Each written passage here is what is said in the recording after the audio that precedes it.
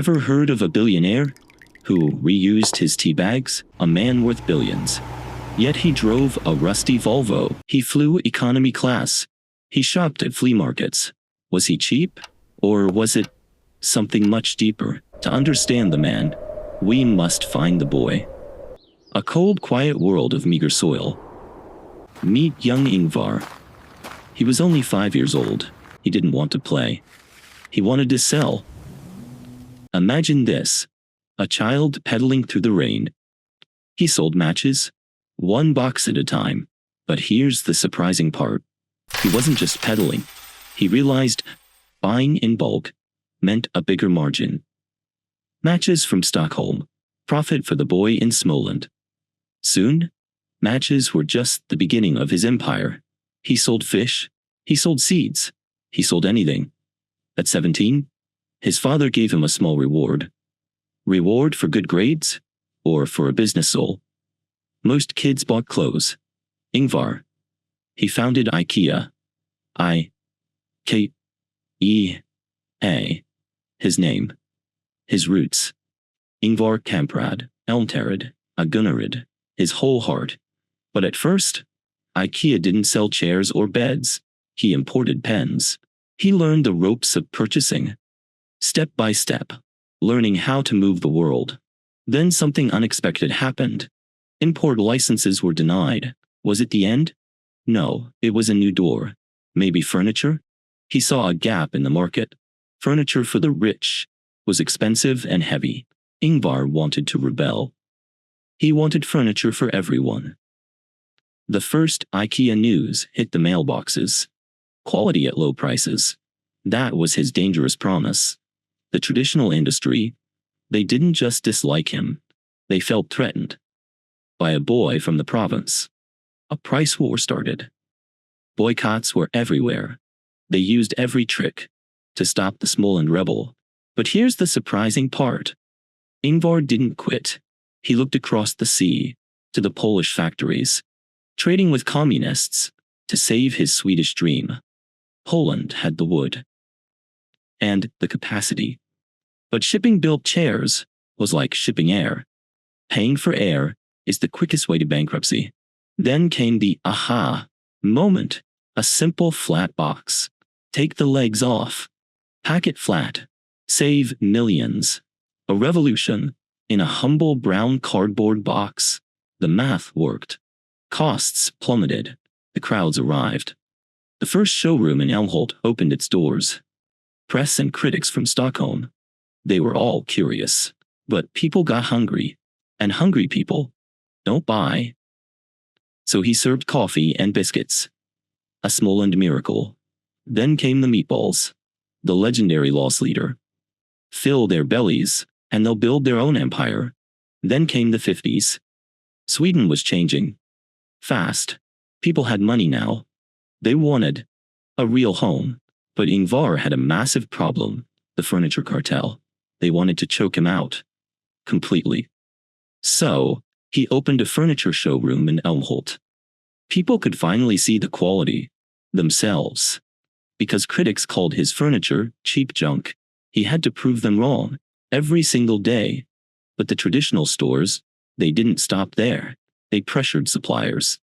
Stop selling to IKEA. IKEA was effectively blacklisted by almost everyone. Now imagine this. Your country has turned its back. Did he quit? Did he beg for mercy? No. He packed his bags and looked east. Poland. The Cold War was freezing everything. Ingvar walked into the Iron Curtain. Alone. He found state-owned factories with massive capacity. Raw materials were everywhere and they were cheap. But working there was hard. Really, really hard. The vodka flowed. Deals were made in smoke. He saved the company by leaving his home. But here's the surprising part. A secret frustration emerged. Ingvar had trouble remembering long product numbers. A serious problem for a global merchant, right? He was dyslexic. Numbers were just a blur. So, he invented a method to the madness. He gave products names. Familiar Swedish names. Garden furniture? They became Swedish islands. Rugs? named after quiet towns in Denmark. Bookcases, named after boys, like his friend Billy. His weakness became IKEA's greatest global strength. But wait, what about the flat pack? It wasn't an invention.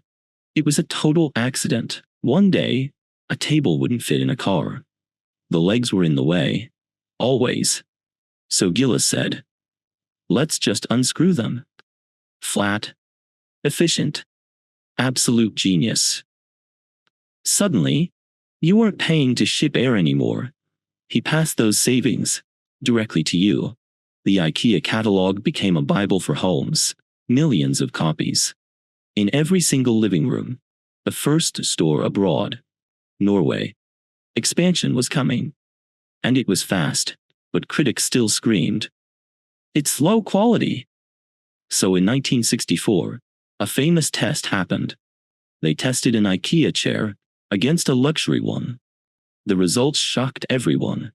To the core, the IKEA chair was actually better. Price isn't quality. Ingvar proved it forever. But here's where the real trouble starts. But Ingvar wasn't just building furniture. He was building an ideology. He wrote it down in a famous secret testament. Rule number 1. Time is your most precious resource. 10 minutes wasted is a piece of life lost forever. Now imagine this, a billionaire who still lives like a peasant.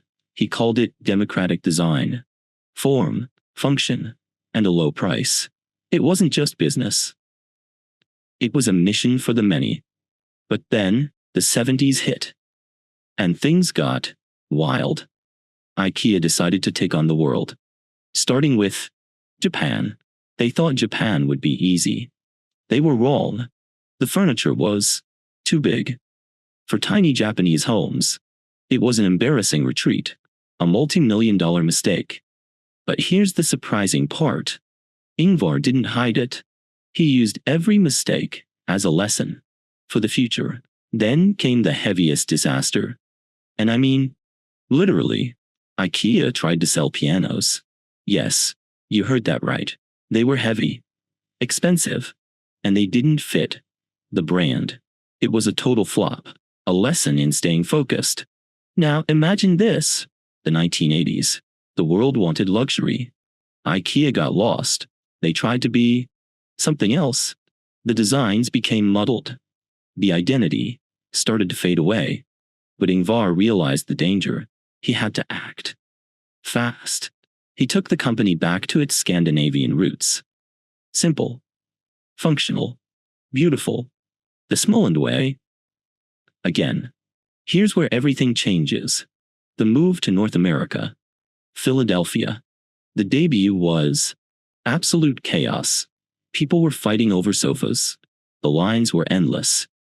But the Americans, they didn't understand the vases. They thought the vases were drinking glasses. They were too small. Ingvar laughed. Then, he built bigger glasses for them. If you're learning from these mistakes, follow our path. At first, he was just a man from Småland. But now, he was a ghost in his own empire. He lived in Switzerland now. A tax exile. For decades. Why Switzerland? He hated seeing his hard work taxed away. He fought for every penny, even the ones he didn't need. But then, a new crisis hit. The missing screw. Logistics were failing. Customers were furious and confused. Ingvar didn't ignore them. He obsessively fixed the system. He wanted perfection at the lowest possible cost. Now imagine this. The invention of the wedge dowel. A mini revolution. Furniture that clicks together like magic. But wait, what about the hot dog strategy? In the 90s, he realized something about simple sausages. A hot dog was the symbol of quality for a low price.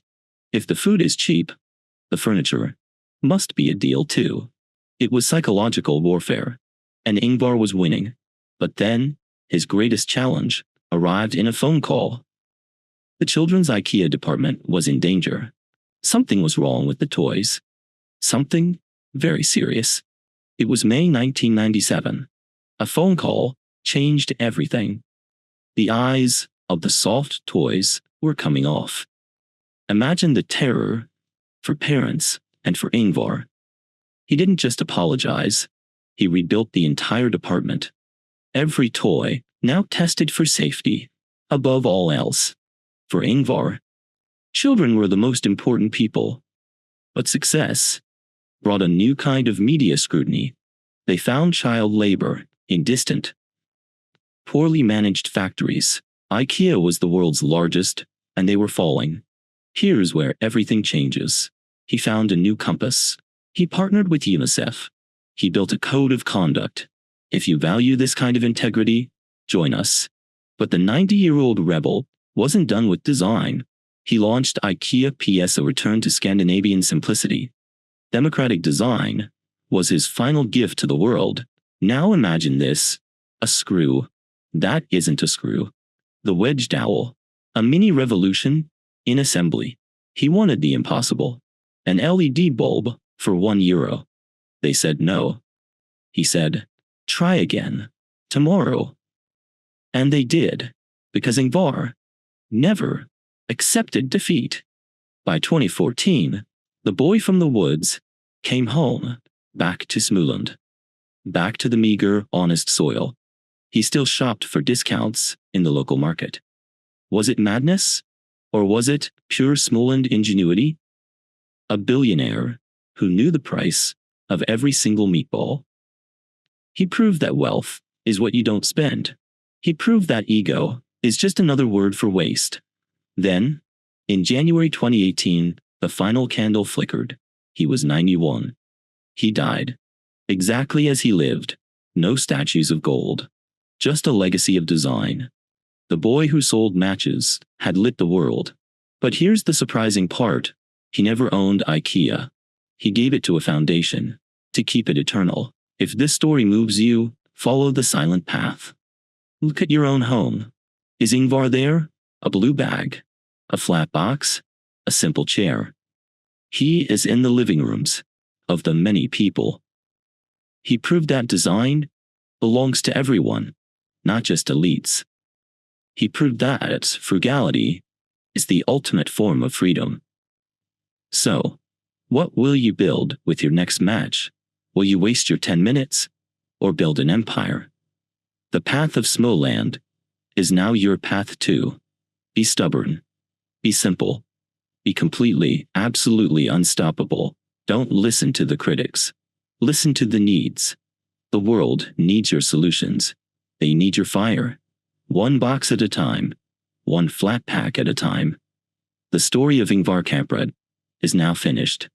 But your own story is just beginning to breathe. Build your silent empire. Stay focused.